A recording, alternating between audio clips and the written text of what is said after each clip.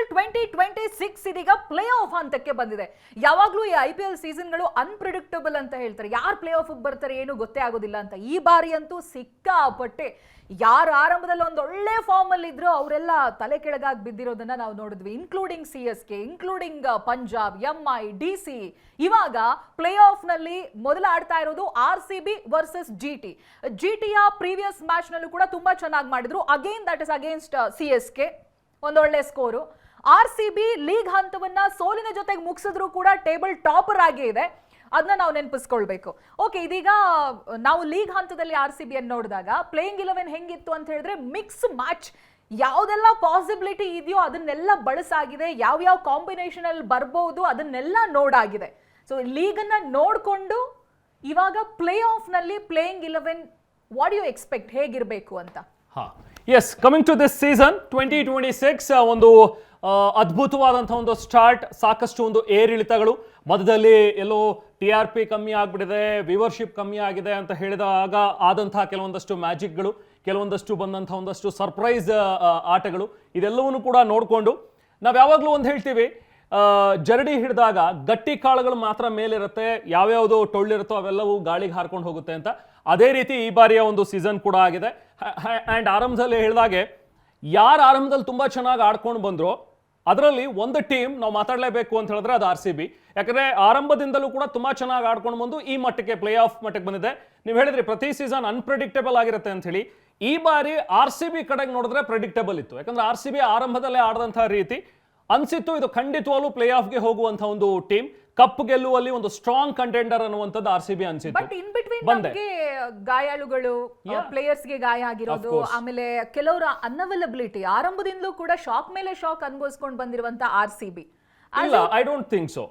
RCBಗೆ ಅಂತ ಶಾಕ್ಗಳು ಸಿಕ್ತು. Ruled out ಆಗಿದೆ, ಪ್ಲೇಯರ್ಸ್ ರೂಲ್ಡ್ ಔಟ್ ಆಗಿರೋದಿದೆ. ತುಷಾರ ಒಬ್ರು ಬರ್ಲಿಲ್ಲ ಅನ್ನೋದೊಂದು ಬಿಟ್ರೆ ನಿಮಗೆ ನುವಾನ್ ತುಷಾರ್ ಬಿಡಿ, ಯಶ್ ದಯಾಳ್ ಆರಂಭದಲ್ಲೇ ಹೊರಟೋಗ್ಬಿಟ್ಟಿದ್ರು. ಆಮೇಲೆ ಫಿಲ್ ಸಾಲ್ಟ್ ಕೂಡ ಇಂಜೂರ್ಡ್ ಬಗ್ಗೆ ಮಾತಾಡುವ. ಇಂಜೂರ್ಡ್ ಬಟ್ ನಿಮಗೆ ಎಲ್ಲೂ RCBಲಿ ಇಂಥ ಶಾಕ್ಗಳು ಅಯ್ಯೋ ಈ ಪ್ಲೇಯರ್ ಯಾಕೆ ಒದ್ದಾಡಿಲ್ಲ ಅಂತ ಸಮಸ್ಯೆ ಇದ್ದಿದ್ದ CSKಗೆ. ಯಾಕಂದ್ರೆ ಥ್ರೂ ಔಟ್ ದ ಟೂರ್ನಿ ಪ್ರತಿಯೊಂದು ಮ್ಯಾಚ್ ಅಲ್ಲೂ ಕೂಡ ಒಬ್ಬೊಬ್ಬ ಇಬ್ಬಿಬ್ರು ಇಂಜರ್ಡ್ ಆಗಿ ರೂಲ್ಡ್ ಔಟ್ ಆಗ್ತಾ ಬಂದ್ರು. ಆ ಸಮಸ್ಯೆ RCBಗೆ ಆಗಿಲ್ಲ. ಅಂಡ್ ಇರುವಂತಹ ಟೀಮ್ ಪರ್ಫಾರ್ಮ್ ಮಾಡ್ತಾ ಇದೆ, ದಟ್ ಈಸ್ ಬಹಳ ಮುಖ್ಯ. RCBಗೆ ಇರುವಂತ RCB ಬಗ್ಗೆ ಮಾತಾಡ್ತಾ ಇದ್ದೀನಿ ನಾನು. CSK is out of tourney. ಬಹುಶಃ ನೀವು ಅದ್ರ ಬಗ್ಗೆ ಮಾತಾಡೋದಕ್ಕೆ ತುಂಬಾ ಆಸೆ ಪಡ್ತೀರಿ, ನೀವು ಮಾತಾಡ್ತಾ ಇರ್ತೀರಿ. ಬಿಕಾಸ್ CSK ಬಿಟ್ಟು ನೀವು ಮಾತಾಡೋದಿಲ್ಲ, ದಟ್ ಈಸ್ ಡಿಫರೆಂಟ್ ಅಂತ ಹೇಳಿದ್ರಲ್ಲ. CSK ಆರಂಭ ಮ್ಯಾಚ್ ಅಲ್ಲಿ ಯಾರು ಇಂಜರ್ಡ್ ಇರಲಿಲ್ಲ, 3 ಮ್ಯಾಚ್ ಸೋತಿರೋದು. ನಿಮಗೆ ಸ್ಪೆನ್ಸರ್ ಜಾನ್ಸನ್ ಬರಲೇ ಇಲ್ಲ ನಿಮಗೆ, ಆಯ್ತಾ. ಇನ್ನು ಬೇಕಾದಷ್ಟು players I can tell, Dhoni ಬರಲೇ ಇಲ್ಲ ಕೊನೆವರೆಗೂ ಕೂಡ. ಸೊ ಹೀಗೆ ಇದ್ದಂತ ಒಂದು ಟೀಮ್ ನಾಟ್ ನೀವು ಓಪನರ್ ಅಥವಾ ಮಿಡ್ಲ್ ಆರ್ಡರ್ ಅನ್ನೋ ಬಗ್ಗೆ ನಾವು ಮಾತಾಡ್ತಾ ಇಲ್ಲ ಇಲ್ಲಿ. ನಾವಿಲ್ಲಿ ಇಂಜುರಿ ಬಗ್ಗೆ ಮಾತಾಡ್ತಾ ಇದೀವಿ. ಸೊ ಹಾಗಾಗಿ RCBಗೆ ಆ ಸಮಸ್ಯೆ ಎಲ್ಲೂ ಕೂಡ ಕಾಣಲಿಲ್ಲ. ಸೊ ಹಾಗಾಗಿ ಒಂದು ಒಳ್ಳೆ ಮ್ಯಾಚ್. ಪ್ಲೇ ಆಫ್ ಇಂದ ಹೊರಗಡೆ ಇದ್ದಾರೋ ಸರಿಯಾಗಿ ಪರ್ಫಾರ್ಮ್ ಮಾಡಿಲ್ಲ, ಅದ್ರ ಬಗ್ಗೆ ಡಿಬೇಟೇ ಇಲ್ಲ. ಅಫ್ ಕೋರ್ಸ್ ಹೌದು, ಅದನ್ನೇ ನಾನು ಆರಂಭದಲ್ಲೇ ಹೇಳ್ಬಿಟ್ಟಿದ್ದೆ. ನಾನು ನಿಮಗೆ ಹೇಳಿದ್ದು ಆ ಜರಡಿ ಅರ್ಥ ಆಗಿದ್ರೆ ಅದೇ ಹೇಳಿದ್ ನಾನು. ಗಟ್ಟಿ ಕಾಳುಗಳು ಮಾತ್ರ ಉಳ್ಕೊಳ್ಳುತ್ತೆ, ಯಾವ್ದು ಟೊಳ್ಳು ಕಾಳುಗಳು ಎಲ್ಲವೂ ಹಾರು ಹೋಗಿವೆ. So that is the reason why ಇವತ್ತು ಟೇಬಲ್ ಈ ರೀತಿಯಾಗಿ ಕಾಣಿಸ್ತಾ ಇರೋದು. ಆಮೇಲೆ CSK ಬಗ್ಗೆ ನನಗೆ ಸ್ಪೆಷಲ್ ಇಂಟ್ರೆಸ್ಟ್ ಇಲ್ಲ. ಇವಾಗ ಪ್ಲೇ ಆಫ್ ಅಲ್ಲಿ GT ಆಡ್ತಾ ಇದೆಯಲ್ಲ, GT versus RCB. GT last match ಆಡಿರೋದು CSK ಮೇಲೆ, ಅದಕ್ಕೋಸ್ಕರ ನಾನು CSK ಬಗ್ಗೆ ಅಲ್ಲ, ನಾನು ಅದಕ್ಕೆ ಹೇಳಿದ್ದು ನಿಮ್ಗೆ ಅಲ್ಲ, ನೀವು ನೆನಪಿಸದೇ ಇದ್ರು ಆಲ್ರೆಡಿ ಹೋಗಿರುವಂತಹ ಟೀಮ್ಗಳ ಬಗ್ಗೆ ನಾವು ಮಾತಾಡೋ ಅವಶ್ಯಕತೆನೇ ಇಲ್ಲ. ಈಗ ನಮಗೆ ಮುಂದೆ ಇರುವಂತದ್ದು GT ವರ್ಸಸ್ RCB. ಯಾಕಂದ್ರೆ GT ಆರಂಭದಿಂದನೂ ಆಡ್ತಾ ಬಂದಿದ್ದ ರೀತಿ ನೀವು ಏನ್ ಹೇಳಿದ್ರಿ ಆರಂಭದಲ್ಲಿ, ಇದು ಬೆಸ್ಟ್ ಎಕ್ಸಾಂಪಲ್ GT ಇದು. ಯಾಕಂದ್ರೆ ಆರಂಭದಲ್ಲಿ ಎಲ್ಲೋ ಚೆನ್ನಾಗಿ ಆಡಿದ್ರು, ಮತ್ತೆ ಸೋತ್ರು, ಆಮೇಲೆ ಮತ್ತೆ ಇದ್ದಕ್ಕಿದ್ದಂಗೆ ಕಮ್ ಬ್ಯಾಕ್ ಮಾಡಿದ ರೀತಿ ಇದೆಯಲ್ಲ. RCB ಮೇಲೆ ಒಂದು ಮ್ಯಾಚ್ ಗೆದ್ದ ನಂತರ ಆ GT ಮ್ಯಾಚಸ್ ಎಲ್ಲವನ್ನೂ ಗೆಲ್ತಾ ಬಂತು. ಸೊ ಹಾಗಾಗಿ ಒಂದು ಮ್ಯಾಚ್ ಸೋತಿದ್ರು RCB ಮೇಲೆ ಆಲ್ರೆಡಿ, ಬಟ್ ಸೆಕೆಂಡ್ ಮ್ಯಾಚ್ ಗೆದ್ರು. ಸೊ ಅಲ್ಲಿಂದ ಅವ್ರು ಗೆಲುವಿನ ಲಯ ಕಂಡ್ಕೊಂಡ್ರು GT. ಸೊ ಹಾಗಾಗಿ ಇವತ್ತು ಟಾಪ್ ಸೆಕೆಂಡ್ ಪೊಸಿಷನ್ ಅಲ್ಲಿ GT ಬರೋದಕ್ಕೆ ಕಾರಣನೇ ಅದು, ಅವ್ರು ಬೌನ್ಸ್ ಬ್ಯಾಕ್ ಮಾಡಿದ ರೀತಿ. ಸೊ ಹಾಗಾಗಿನೇ ಇವತ್ತು ನಾವು ಕ್ವಾಲಿಫೈಯರ್ 1 ಅಲ್ಲಿ RCB ವರ್ಸಸ್ GT ಅಂತ ಹೇಳಿದಾಗ ಎರಡು ಸ್ಟ್ರಾಂಗ್ ಟೀಮ್ಗಳ ನಡುವಿನ ಬ್ಯಾಟಲ್ ಅಂತ ಹೇಳಿ ಈಗ ಅನ್ಸುತ್ತೆ. ಅದೇ ಫಸ್ಟ್ ಮ್ಯಾಚ್ RCB ಮೇಲೆ ಸೋತಾಗ GT ನಮ್ಗೆ ಅನ್ಸಿರ್ಲಿಲ್ಲ. GT ಒಂದು ಈಸಿ ಟೀಮ್ ಆಗೋ ರೀತಿಯಲ್ಲಿ ಕಾಣಿಸ್ತಾ ಇತ್ತು. ಸಾಯಿ ಸುದರ್ಶನ್ ಪರ್ಫಾರ್ಮ್ ಮಾಡ್ತಿಲ್ಲ, ಗಿಲ್ಲಿ ಬ್ಯಾಟಿಂದ ರನ್ ಬರ್ತಾ ಇಲ್ಲ, ಬೌಲರ್ಸ್ ಅಲ್ಲಿ ಸ್ವಲ್ಪ ಸಿರಾಜ್ ಆವಾಗ ಸ್ವಿಂಗ್ ಮಾಡ್ತಾರೆ, ಚೆನ್ನಾಗಿ ಮಾಡ್ತಾರೆ, ಅದಾದ್ಮೇಲೆ ಬರ್ತಾ ಇಲ್ಲ ಅವರಿಂದ ಬೌಲಿಂಗ್ ಇಂದ ಅಂತ ಚಾಮ್ ಇಲ್ಲ, ಕಗಿಸೋರ ಬಾಡ ಎಲ್ಲಿ ಕಳೆದೋಗಿದ್ದಾರೆ ಅನ್ನುವಂಥದ್ರ ಬಗ್ಗೆ ಇತ್ತು. ಬಟ್ ಇವತ್ತು ನೋಡಿ, ಇವತ್ತು GT ವರ್ಸಸ್ RCB ಅಲ್ಲಿ ನಮಗೆ ಪರ್ಪಲ್ ಕ್ಯಾಪ್ ಹೋಲ್ಡರ್ ಆಗಲಿ ಅಥವಾ ನಮಗೆ ಆರೆಂಜ್ ಕ್ಯಾಪ್ ಹೋಲ್ಡರ್ ಆಗಲಿ, ಆರೆಂಜ್ ಕ್ಯಾಪ್ ಅಲ್ಲಿ ಇಬ್ರು ಕೂಡ GT ಅವರಿದ್ದಾರೆ. ಸಾಯಿ ಸುದರ್ಶನ್ 638, ಅದಾದ ನಂತರ ನಿಮಗೆ ಗಿಲ್ ಇದ್ದಾರೆ. ಸೊ ವಿರಾಟ್ ಕೊಹ್ಲಿ 5th ಪೊಸಿಷನ್ಗೆ ಬರ್ತಾರೆ. ಬಟ್ ಸ್ಟಿಲ್ ಎರಡೂ ಟೀಮಲ್ಲಿ ಇರುವಂತಹ ಒಂದು ಬ್ಯಾಲೆನ್ಸ್ ಅಂಡ್ ಬೌಲಿಂಗ್ ಅಲ್ಲಿ ಭುವನೇಶ್ವರ್ ಕುಮಾರ್ ಇದ್ದಾರೆ, 24 ವಿಕೆಟ್ಸ್, ಪರ್ಪಲ್ ಕ್ಯಾಪ್. ಅವ್ರ ಜೊತೆಗೆ ರಬಾಡಾ ಇದ್ದಾರೆ, ಸೇಮ್ 24 ವಿಕೆಟ್ಸ್ ಅನ್ನ ಹಂಚ್ಕೊಂಡಿದ್ದಾರೆ. ಸೊ ಹಾಗಾಗಿ ಒಂದು battle between very good teams and very good strong teams ಅನ್ನೋ ರೀತಿಯಲ್ಲಿ ಕಾಣಿಸ್ತಾ ಇದೆ ಇವತ್ತು ಹೌದು. ಇವಾಗ ಬೌಲಿಂಗ್ ಅಲ್ಲೂ ನಾನು ಹೇಳ್ತೇನೆ, ಸಿರಾಜ್ ಇದ್ದಾರೆ, ರಬಾಡಾ ಇದ್ದಾರೆ. ಕೆ ರಬಾಡಾ ನೋಡಿ ಯಾವ ರೀತಿಯಾಗಿ ಇಂಜೂರ್ಡ್ ಆಗಿ ವಾಪಸ್ ಬರ್ತಾರಾ ಅನ್ನೋ ರೀತಿಯಾಗಿತ್ತು. ಅವರು ತಲೆ ಗೇಟ್ ಆಗಿರುವಂತ ರೀತಿ, ಆಂಬ್ಯುಲೆನ್ಸ್ ಗ್ರೌಂಡ್ ಹತ್ರನೇ ಬಂದು ಅವ್ರನ್ನ ಪಿಕ್ ಮಾಡಿರೋದು.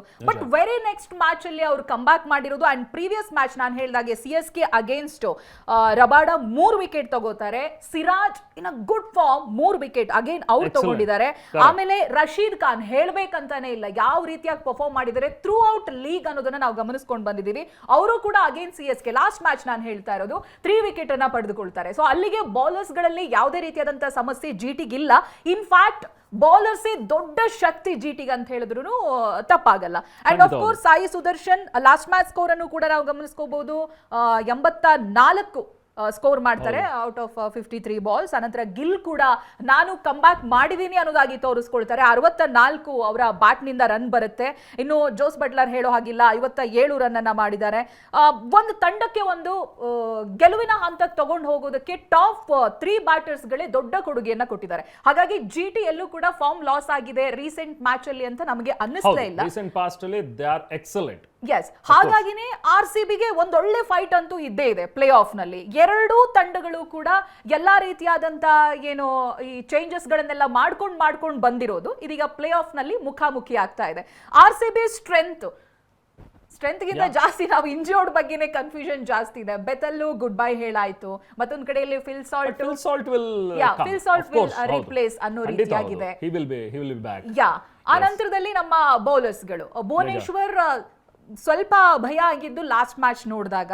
ಇಷ್ಟೊಂದು ರನ್ಗಳನ್ನ ಭುವನೇಶ್ವರ್ನಿಂದ ಎಕ್ಸ್ಪೆಕ್ಟ್ ತುಂಬಾ ರೇರ್ ಅಕೇಶನ್ಸ್ ಭುವನೇಶ್ವರ್ ಬೌಲಿಂಗ್ ಅಲ್ಲಿ ರನ್ಸ್ ಬರುತ್ತೆ ಅಂತ ಹೇಳಿದ್ರೆ, ಇವನ್ ದೋ ವಿಕೆಟ್ಸ್ ಬರ್ಲಿಲ್ಲ ಅಂತ ಹೇಳಿದ್ರು ಕೂಡ ಭುವನೇಶ್ವರ್ ರನ್ಗಳಿಗೆ ಕಡಿವಾಣ ಹಾಕ್ತಾರೆ ಅಂತ ಒಬ್ಬ ದಿ ಬೆಸ್ಟ್ ಫಾಸ್ಟ್ ಬೌಲರ್ ಈಗಿರುವಂತದ್ದು. ಅಂಡ್ ಕಮಿಂಗ್ ಟು ನೀವು ಹೇಳಿದ ಹಾಗೆ ಟ್ರಂಪ್ ಕಾರ್ಡ್ ಬ್ಯಾಟ್ಸ್ಮನ್ಸ್ ಬೌಲರ್ಸ್ ಅಂತ ಹೇಳಿ ನೋಡಿದ್ರೆ ನೋ ಡೌಟ್ ಈಗ RCBಗೆ ವಿರಾಟ್ ಕೊಹ್ಲಿ ಆಗ್ಲಿ, ಪಡಿಕಲ್ ಆಗ್ಲಿ, ಜೊತೆಗೆ ಪಟಿದಾರ್ ಆಗ್ಲಿ ಸೂಪರ್ ಫಾರ್ಮ್ ಅಲ್ಲಿ ಇರುವಂತದ್ದು. ಅಂದ್ರೆ batting line up is like ಪ್ರತಿಯೊಬ್ಬ ಬ್ಯಾಟ್ಸ್ಮನ್ ಕ್ಯಾನ್ ಡೆಲಿವರ್ ಅಂತ ಹೇಳಿ. ನಿಮಗೆ ಆರಂಭದಲ್ಲಿ ಸ್ವಲ್ಪ ಫಿಲ್ ಸಾಲ್ಟ್ ಬ್ಯಾಟಿಂಗ್ ಇಂದ ರನ್ ಬರ್ತಾ ಇಲ್ಲ ಅಂತ ಅನ್ಸಿದ್ರು ಕೂಡ ಅದಾದ್ಮೇಲೆ ಬರುವಂತ ಬ್ಯಾಟ್ಸ್ಮನ್ ಗಳು ಆರಾಮಾಗಿ ಅದನ್ನ ರಿಕವರ್ ಮಾಡಿದ್ದಾರೆ. ಆಮೇಲೆ ಚೇಂಜಸ್ ಮಾಡ್ಕೊಳ್ಳೋದಕ್ಕೆ RCB ಯಾವತ್ತೂ ಕೂಡ ತುಂಬಾ ಯೋಚನೆ ಮಾಡಿರೋ ಹಾಗೆ ಕಾಣಿಸ್ತಾ ಇಲ್ಲ. ಯಾಕೆಂತ ಹೇಳಿದ್ರೆ ಇಂಪ್ಯಾಕ್ಟ್ ಪ್ಲೇಯರ್ ಆಗಿ ಬಂದಿರುವಂತ ವೆಂಕಟೇಶ್ ಅಯ್ಯರನ್ನ ಲಾಸ್ಟ್ ಮ್ಯಾಚ್ ನಲ್ಲಿ ಓಪನರ್ ಆಗಿ ತಗೊಂಡು ಬಂದಿದ್ದು, ಅದು ಫೇಲ್ ಆಗಿಲ್ಲ. ಒಳ್ಳೆ ರನ್ ಅವರ ಬ್ಯಾಟ್ ನಿಂದ ಬಂದಿದೆ.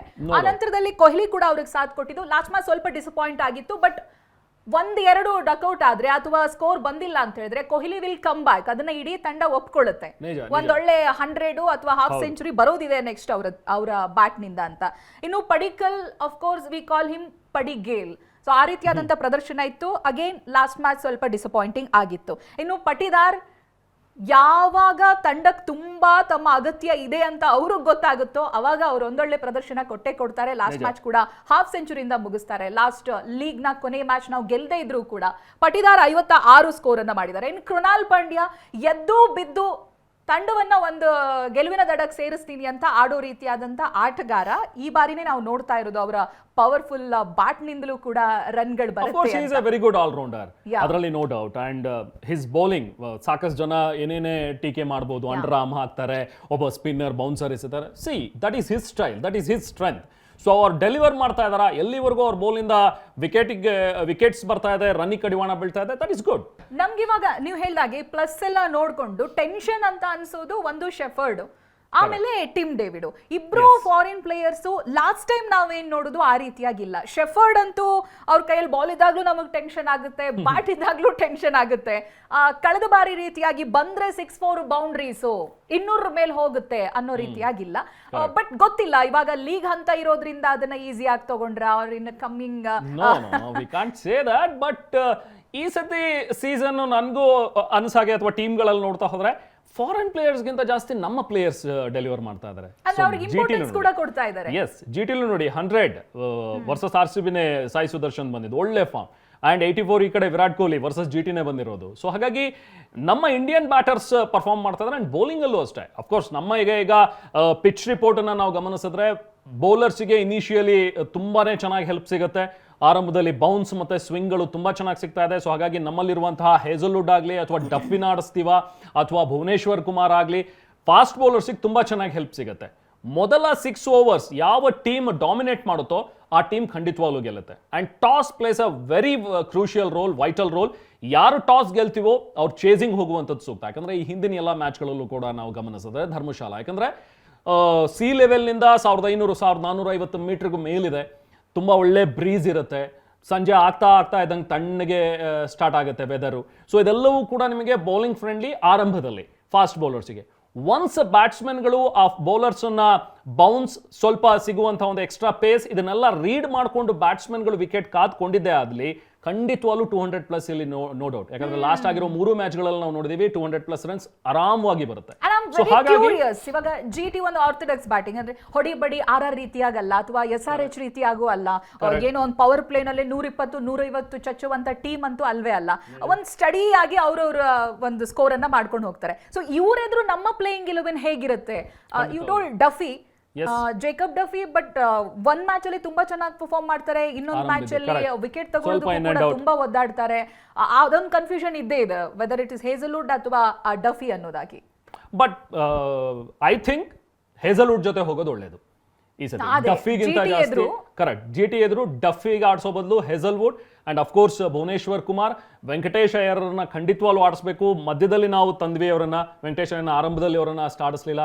ಬಟ್ ಪ್ರತಿ ಮ್ಯಾಚಲ್ಲಿ ಬಂದಾಗಲೂ ಕೂಡ ವೆಂಕಟೇಶ್ ಅಯ್ಯರ್ ಡೆಲಿವರ್ಡ್, ಬೌಲಿಂಗಲ್ಲಾಗಲಿ ಅಥವಾ ಬ್ಯಾಟಿಂಗಲ್ಲಾಗಲಿ ಎಕ್ಸಲೆಂಟ್. ಸೊ ಸ್ಪಿನ್ನರ್ಸ್ ಮೇಲೆ ಹೆಚ್ಚು ಡಿಪೆಂಡೆನ್ಸಿಗಿಂತ ಈಗ ಶ್ರೇಯಸ್ ಶರ್ಮಾ ಜಿಟಿ ಮೇಲೆ ತುಂಬಾ ಚೆನ್ನಾಗಿ ಮಾಡೇ ಇದ್ದಾರೆ and of course Krunal Pandya. But fast bowlers ಮೇಲೆ ಹೆಚ್ಚು ಡಿಪೆಂಡೆನ್ಸಿ ಕಾಣಿಸುತ್ತೆ ಇವತ್ತಿನ ಮ್ಯಾಚ್ ಕೂಡ. ಅಫ್ಕೋರ್ಸ್ ಹೌದು, ರಸಿಕ್ ಸಲಾಮ್ದಾರ್ ಅವರನ್ನ ನಾವು ಕಡೆಗಣಿಸೋ ಹಾಗೆ ಇಲ್ಲ. And on the other hand Siraj and Kagiso Rabada, so ಅವ್ರಿಗೂ ಕೂಡ ಇನಿಷಿಯಲ್ ಪೇಸ್ ಅವರಿಗೆ ಖಂಡಿತವಾಗ್ಲೂ ಸ್ವಿಂಗ್ ಮೂವ್ಮೆಂಟ್ ಸಿಗುತ್ತೆ. ಸೊ ಅದನ್ನ ಹೇಗೆ ಬಳಸ್ಕೊಳ್ತಾರೆ ಬೌಲರ್ಸ್ ಅಂಡ್ ಅದನ್ನ ಹೇಗೆ ಟ್ಯಾಕಲ್ ಮಾಡ್ತಾರೆ ಬ್ಯಾಟರ್ಸ್ ಅನ್ನುವಂಥದ್ದೇ ಇವತ್ತಿನ ಒಂದು ಗೇಮ್. ಸೊ ಹಾಗಾಗಿ 200+ ಆದ್ರೂ ಕೂಡ ಚೇಸ್ ಮಾಡುವಂಥ ಒಂದು ಟೀಮ್. ಯಾಕಂದ್ರೆ ಬೌಲಿಂಗ್ ಆ ಕಡೆಯಿಂದ ಸ್ವಲ್ಪ ಪಿಚ್ ಹೆಲ್ಪ್ ಬ್ಯಾಟ್ಸ್ಮನ್ಗೆ ಬರೋದ್ರಿಂದಾಗಿ ಚೇಸಿಂಗ್ ಈಸಿ ಆಗುತ್ತೆ. 200+ ಸ್ಕೋರ್ ಬಂದರೂ ಕೂಡ ಅದನ್ನ ಚೇಸ್ ಮಾಡ್ಬೋದು. ಇನ್ಫ್ಯಾಕ್ಟ್ ನಾನು ಮಾತಾಡ್ತಾ ಇರೋದು RCB ಕಡೆಯಿಂದ. ಚೇಸಿಂಗ್ RCB ಮಾಡಿದ್ದೇ ಆದಲ್ಲಿ ನಮ್ಮ ಕಡೆ world class chaser Virat Kohli ಇದ್ದಾರೆ. ಸೊ ಹಾಗಾಗಿ 200+ 220 ಆದ್ರೂ ಕೂಡ ನಾವು ಚೇಸ್ ಮಾಡ್ಬೋದು. ಓಕೆ, ನಾವು ಇವಾಗ ಹೆಡ್ ಟು ಹೆಡ್ ನೋಡ್ತಾ ಹೋದ್ರೆ ಅವರಲ್ಲಿ ಬೌಲರ್ಸ್ ಯಾರಿದ್ದಾರೆ, ನಮ್ಗೆ ಯಾರು ಮ್ಯಾಚ್ ಆಗ್ತಾರೆ ಅಂತ. ಸಿರಾಜ್ ರೀತಿಯಾಗಿ ಒಂದು ಅಗ್ರೆಸಿವ್ ಆಗಿ ಯಾರು ಹೋಗ್ಬೋದು RCB ಅಲ್ಲಿ? ಭುವನೇಶ್ವರ್ ಅಫ್ಕೋರ್ಸ್ ಅವರ ಬೌಲಿಂಗ್ ಸ್ಟೈಲ್ ನಮ್ಗೆ ಗೊತ್ತೇ ಇದೆ. ಮೇನ್ಲಿ ಸ್ವಿಂಗ್ ಅಂತ ನೋಡಿದ್ರೆ ಭುವನೇಶ್ವರ್, ಕೆ ರಬಾಡ ಇದಾರೆ. ಈ ಕಡೆ ನಮ್ಮಲ್ಲಿ ಜೋಶ್ ಹೇಜಲ್ವುಡ್ ಅಥವಾ ಜೇಕಬ್ ಡಫಿನಾ ಅನ್ನೋದು ಒಂದು ಆಪ್ಷನ್ ಅಂತೂ ಇದ್ದೇ ಇದೆ. ಇನ್ನು ಅವರಲ್ಲಿ ರಶೀದ್ ಖಾನ್ ಪೆಟ್ ರೀತಿಯಾಗಿ ಥ್ರೂ ಔಟ್ ಪರ್ಫಾರ್ಮೆನ್ಸ್ ಅನ್ನ ನಾವು ನೋಡಿದ್ರೆ ಅದಕ್ಕೆ ಬಹುಶಃ ನಮ್ಮಲ್ಲಿ ರಸಿಕ್ ಸಲಾಮ್ದಾರ ಅಥವಾ ಶ್ರೇಯಸ್ ಶರ್ಮಾ, ಕೃಣಾಲ್ ಪಾಂಡ್ಯ ಸ್ಪಿನ್ನರ್ ಇದರಲ್ಲಿ ನಮಗೂ ಕೂಡ ಹೊಸಬ್ರು ಅಂತ ಮಾತನಾಡ್ತಾ ಇದ್ವಿ. ನೆನಪಿದ್ರೆ ನಮಗೆ SRH ಅಗೇನ್ಸ್ಟ್ ಇವ್ರುಗಳೇ ವಿಕೆಟ್ ಅನ್ನ ತಗೊಂಡಿರೋದು. ಒಂದು ರಸಿಕ್ ಸಲಾಮ್ದಾರ್ 2 ವಿಕೆಟ್ ತಗೊಂಡಿದ್ದಾರೆ, ಶ್ರೇಯಸ್ ಶರ್ಮಾ 1 ವಿಕೆಟ್ ತಗೊಂಡಿದ್ದಾರೆ, ಹಾಗೆ ಕೃಣಾಲ್ ಪಾಂಡ್ಯ 1 ವಿಕೆಟ್ ಅನ್ನ ತಗೊಂಡಿದ್ದಾರೆ. ಅದನ್ನ ಹೊರತುಪಡಿಸಿ ನಾವು ಹೇಜಲ್ವುಡ್ ಇಂದಾಗ್ಲಿ ಭುವನೇಶ್ವರ್ ಕುಮಾರ್ ಇಂದಾಗ್ಲಿ ವಿಕೆಟ್ ಅನ್ನ ಎಕ್ಸ್ಪೆಕ್ಟ್ ಮಾಡೋದಕ್ಕಾಗಿಲ್ಲ, ವಿಕೆಟ್ ಅನ್ನ ತಗೊಂಡಿಲ್ಲ. ಅದ್ರ ಬದಲಾಗಿ ಒಂದು 50+ ರನ್ಗಳನ್ನೇ ಕೊಟ್ಟಿದ್ದಾರೆ.